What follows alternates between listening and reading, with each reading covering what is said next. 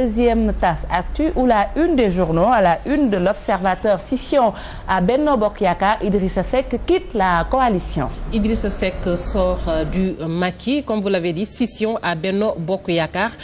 Titre l'Observateur, traque des biens mal acquis, résultat des commissions rogatoires de Monaco. Les chiffres du nouveau dossier de Karim Wade sur 150 banques saisies, une seule connaît Karim. Et puis 1,3 milliard de francs CFA retrouvés dans son compte de Monaco, titre l'Observateur. Madické Niang, Samuel Sarr, Oumar Sarr, inconnus des fichiers bancaires de Monaco. Et puis une deuxième mise en demeure lui sera servie demain. Abdoulaye Baldé, interdit de vol hier soir, titre l'Observateur.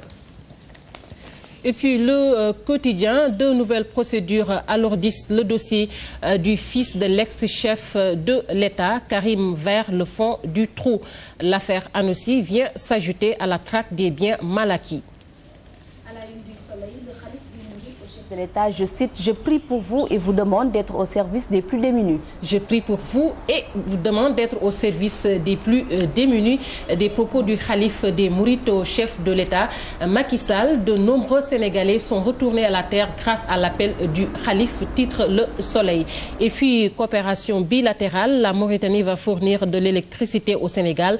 Nouakchott soutient la candidature du Sénégal au Conseil de sécurité de l'ONU. Et puis, hydraulique, assainissement, santé et formation. Le Soleil titre sur le programme de 45 milliards de francs CFA du Luxembourg pour le Sénégal. Walfadjri, Baldé interdit d'embarquer en partance pour la Colombie. Walfadjri titre aussi sur Macky qui quitte Macky, bien sûr, Macky Idi, la gueule totale. Rewmi intérim le divorce vers la création d'un troisième pôle, chronique d'une rupture annoncée. Et puis, exploration minière à Chérif Lo, titre Walfadjri, les habitants s'unissent pour éviter le pire.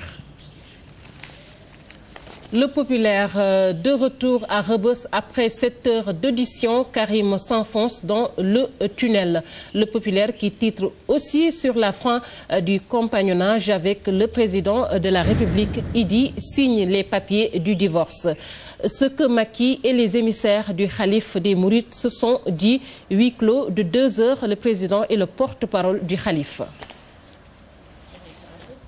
Direct Info, colère des maires, Abdoulaye Baldé, interdit de voyage, titre Direct Info. Et puis la CREI recherche 99 milliards à Monaco. Elle se retrouve avec 1 milliard 300 millions pour Karim.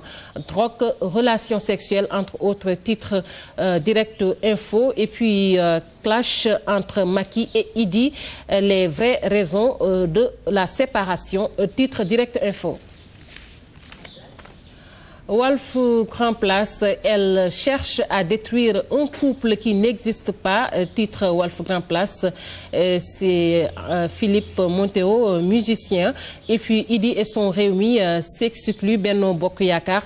Je suis célibataire, mais les messages que je reçois peuvent détruire un couple. Et puis, Grand Place qui titre aussi sur la question du prix dévalué de nos journaux. Wasport, Fallou Diagne, Fribourg, il faut qu'on laisse Sadio Mané jouer librement. J'attends l'appel de Giresse, titre Wasport. Real Madrid, Ronaldo guide balle pour son premier entraînement. Et puis Salif Keita, ex-Lyon, une priorité empêchée, Obi, Mikel de jouer.